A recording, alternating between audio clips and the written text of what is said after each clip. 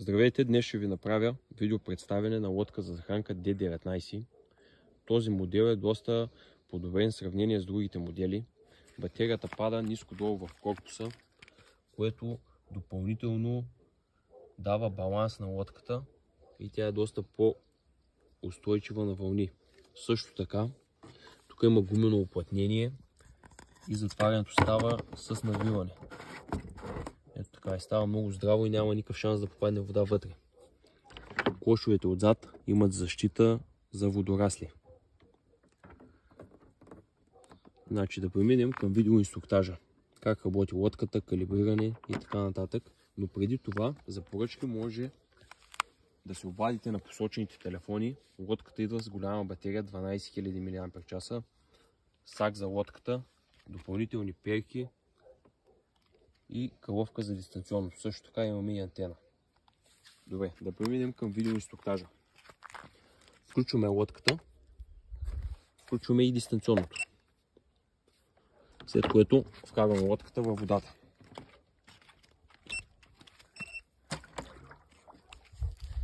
Значи, този звук ще изчезне, когато запаметите, когато калибрирате лодката и запаметите точка номер 1. Това е индикация, че лодката не е калибрирана. За целта, за да калибрирането, вкарваме лодката между 5-7 метра навътре.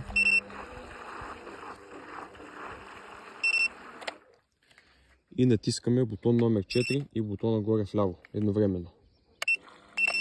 След което лодката прави един завой надясно и един наляво.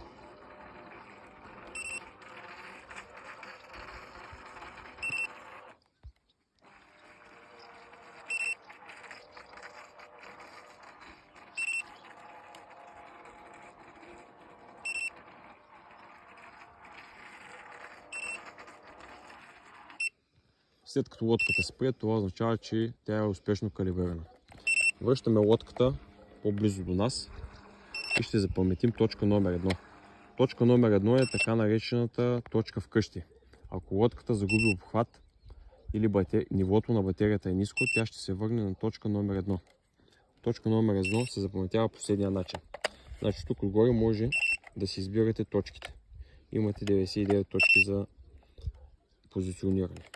Отиваме на точка номер 1, натискаме бутон 4 и бутон 1 едновременно. След което до единицата излиза една звездичка. Това означава, че лодката е успешно калибрирана. Преминаваме към запазване на точка номер 2.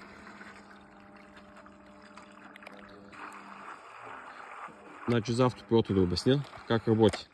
Задържаме двата бутона напред и бутона вдясно. След което тук излиза индикатора и лодката в момента е на автопилот. Тя се движи в права линия, без да е необходимо да използваме ръцете си. Тук се отброяват метрите от точка 1.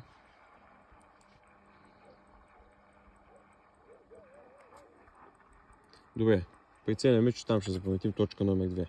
За да спрем автопилота, натискаме бутона вдясно. Отиваме на позиция номер 2. Натискаме 4 и 1 едновременно. Ето. Точка номер 2 е запаметена успешно. За да се върнем на точка номер 1, от тук горе, връщаме се на позиция 1 и натискаме бутон номер 3. След което се отброяват метрите от позиция номер 2 до позиция номер 1.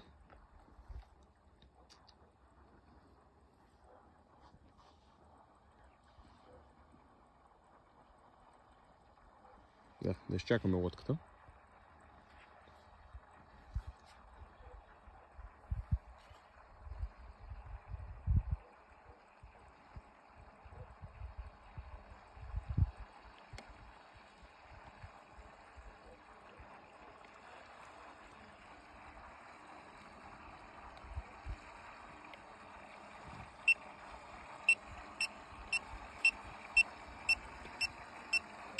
Ето лодката се върна на позиция номер 1.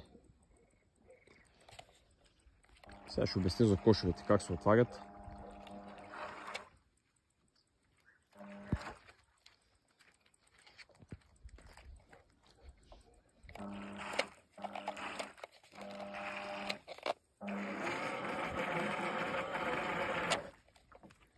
Добре. Значи, натискаме бутон 1 и се отваря левия кош. Натискаме бутон 2 и се отваря десния кош. Ако задържим бутон 1, ще се отвори задния кош. Ако задържим бутон 2, ще се отвори другия заден кош. Относно светлините. От бутона вгоре вляво се пускат светлините, а от бутона вдясно се сменят цветовете. Имаме 7 цвята. След всеки риболов е необходимо да изчистим лодката. Изчистването става с задържане на бутон номер 4. Ето. В момента лодката е изчистена, звездичките изчезнаха и лодката е готова за нова калибрация. За поръчки може да се обадите на посочения телефон.